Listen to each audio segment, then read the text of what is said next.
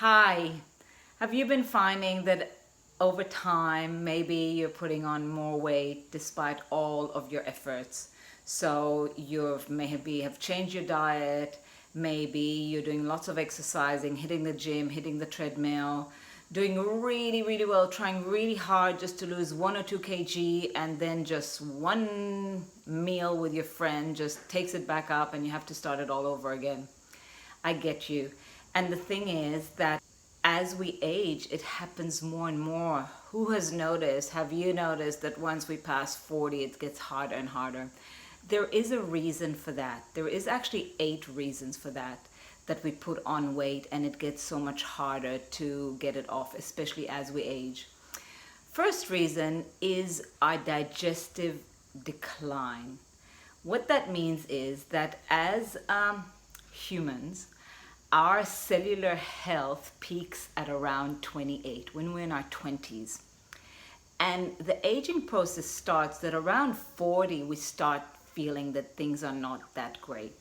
What that means is that our digestion is not as powerful as it was when we were younger, so we can't assimilate the foods as well. We cannot get the nutrient value out of the foods we eat as we used to when we were younger. So when we can't absorb the food properly and we're not getting the nutrients, our body just tells us, go get some more. Go get some more. We're getting more and more food. We're eating more and more food in the hope to get the nutrients that we need. So, and it's interesting because around the world, on average, 62% of adults have issues with their digestion. But women, I'm sorry to say, they're twice as likely to have digestive issues with the digestion. So that means that we need to do a lot about that digestion. So that's one of the reasons that we have issues with weight gain, because we just keep eating in the hope that we'll get the nutrients. Another one is our gut function, which is quite similar, but in a bit of a different way, because with gut function, it's the quality of our bacteria in the gut that determines which foods we crave and which foods we go for. So if you cultivate your gut with the bacteria that is going to ask for the healthy food, your fruit, your veggies, all the healthy nutrients, that's what you're going to want to eat. That's what you're going to go for.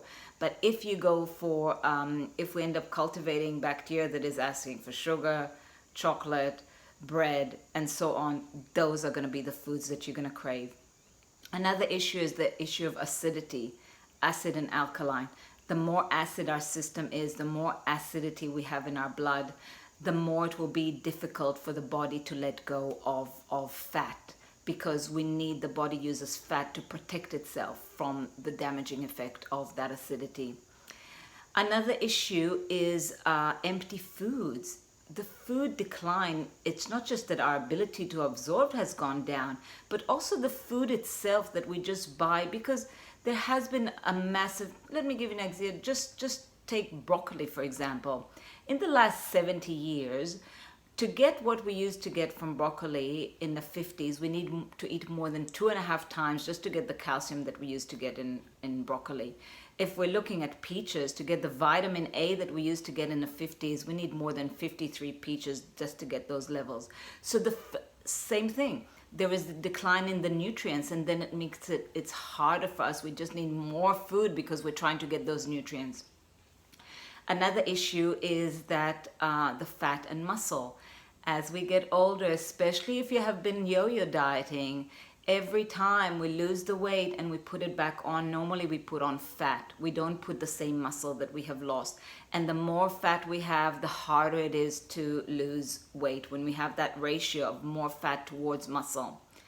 Stress has a big part to do. Stress eating, when we're anxious, we eat. We have issues with internal organs. That's something, we go to the gym and we exercise our external muscles, but our internal muscles, they need strengthening as well. Our stomach needs to be tighter. Our gut needs to be tighter so we can actually absorb the food properly.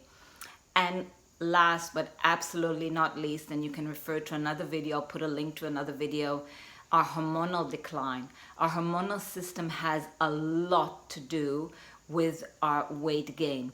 Take, for example, estrogen. Estrogen again peaks in our 20s. When we're in our 50s, it goes down by about 50%. And after menopause, it can go down to 20 and 30% of what we had in our youth. That means that we may have issues with thyroid because we're not making enough of the thyroid hormone that we need. We're not making enough of the insulin that we need. We don't have maybe enough of the hormone that tell us that we're satiated and satisfied. Hormones that are in charge of spreading where the fat goes and turning it into energy.